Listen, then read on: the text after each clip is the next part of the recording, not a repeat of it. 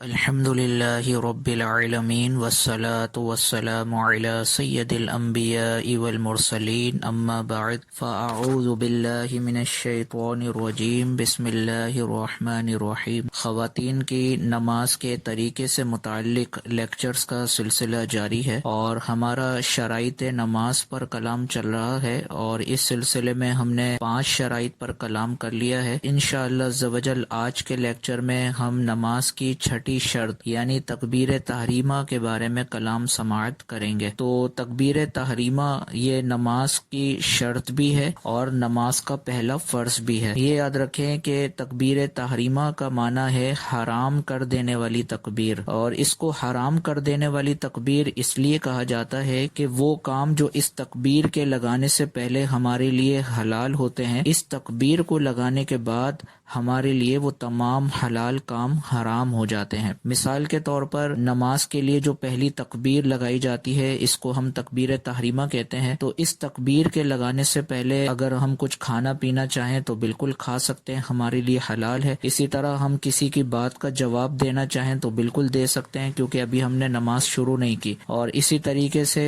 اگر ہم کوئی اور کام کرنا چاہیں تو بالکل کر سکتے ہیں۔ یہ جتنے بھی حلال کام ہیں وہ ہم اگر اس تکبیر کے لگانے سے پہلے کرنا چاہیں تو بالکل کر سکتے ہیں۔ لیکن جیسے ہی ہم نماز کے لیے تکبیر تحریمہ لگائیں گے تو اب جتنے بھی وہ کام کے جو اس تکبیر کے لگانے سے پہلے ہمارے لیے حلال اور جائز تھے، اس تکبیر کے لگاتے ہی یہ تمام کے تمام حلال کام ہمارے لیے حرام ہو جائیں گے۔ تو چونکہ اس تکبیر نے ہمارے لیے حلال کاموں کو حرام کر دیا ہے، اس لیے اس تکبیر کو تکبیر تحریمہ کہا جاتا ہے، یعنی حرام کر دینے والی تکبیر۔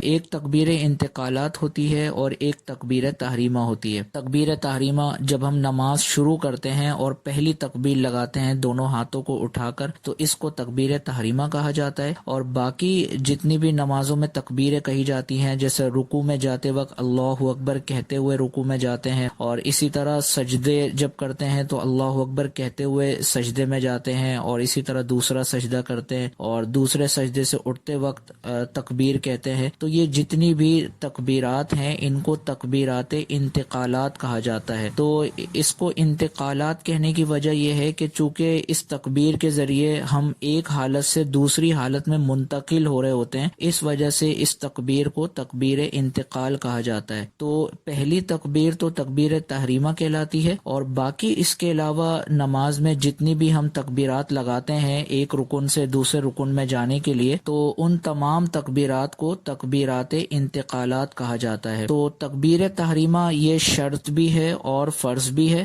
اور تکبیر انتقالات سنت ہے۔ تکبیر تحریمہ کو شرط بھی قرار دیا گیا ہے اور فرض بھی قرار دیا گیا ہے۔ شرط تو اس وجہ سے قرار دیا گیا ہے کہ جب ہم تکبیر لگانا شروع کرتے ہیں تو نماز سے باہر ہوتے ہیں، اور جب ہم تکبیر ختم کر لیتے ہیں تو ہم نماز کے اندر داخل ہو چکے ہوتے ہیں۔ تو چونکہ اس تکبیر کا آدھا حصہ نماز سے باہر ہے، تو جو چیز نماز سے باہر ہو اس کو شرط کہا جاتا ہے، اس وجہ سے تکبیر تحریمہ کو شرط کہا جاتا ہے۔ اور چونکہ اس کا آدھا حصہ نماز میں داخل ہے، اس وجہ سے اس کو نماز کا پہلا فرض بھی قرار دیا گیا ہے۔ تو ہم تکبیر تحریمہ کو بطور شرط جب بیان کر رہے ہیں تو اس میں اس کے ضروری مسائل بھی انشاءاللہ عز و جل بیان کر دیں گے۔ تو جب ہم نماز کے فرائض پر کلام کریں گے تو اس میں پہلے فرض پر ہم کلام نہیں کریں گے، کیونکہ پہلا فرض بھی نماز کا تکبیر تحریمہ ہی ہے۔ تو انشاءاللہ اسی تکبیر تحریمہ کے شرط میں ہی اس حوالے سے ہم کلام کر لیں گے، تو وہاں پر اس پر کلام کی ضرورت پیش نہیں آئے گی۔ تو تکبیر تحریمہ کے لیے یاد رکھیں کہ لفظ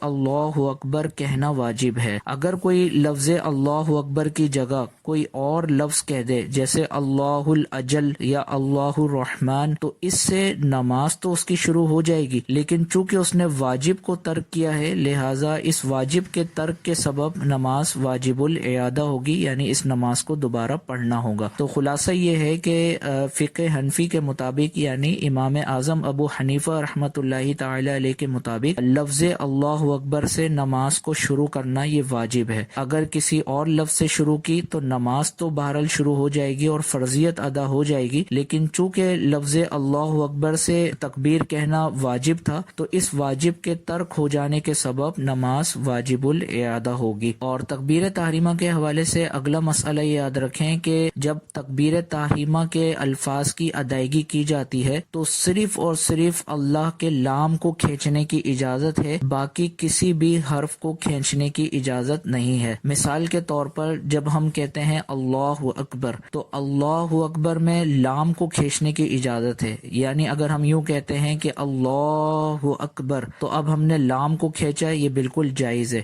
لام کے علاوہ کسی بھی حرف کو کھینچیں گے تو یہ ناجائز ہوگا اور اس صورت میں نماز بھی شروع نہیں ہوگی. مثال کے طور پر الف کو کھینچ دیا اللہ اکبر، یہ کہہ دیا بالکل غلط ہو جائے گا. اسی طرح با کے بعد الف کو لگا دیا ہم نے یعنی اللہ اکبر کہہ دیا تو یہ بھی غلط ہو جائے گا. تو خلاصہ یہ ہے کہ اللہ اکبر کے الفاظ ادا کرتے ہوئے صرف اللہ کے لام کو کھینچنے کی اجازت ہے اور اس کے علاوہ کسی بھی حرف کو کھینچنے کی اجازت نہیں ہے. اگر اس میں جلالت کے لام کے علاوہ کسی حرف کو کھینچا تو اس صورت میں نماز بھی نہیں ہوگی اور اس طرح نام کو بگاڑنے کی صورت میں انسان گناہگار بھی ہوگا. تکبیر تحریمہ کے حوالے سے ایک مسئلہ یہ بھی یاد رکھیں کہ جب بہنیں نماز شروع کریں تو تکبیر تحریمہ کہتے وقت اپنے دونوں ہاتھوں کو شولڈر تک اٹھائیں گی اور ہاتھوں کا چادر سے باہر ہونا بھی جائز ہے، اور ہاتھوں کو اگر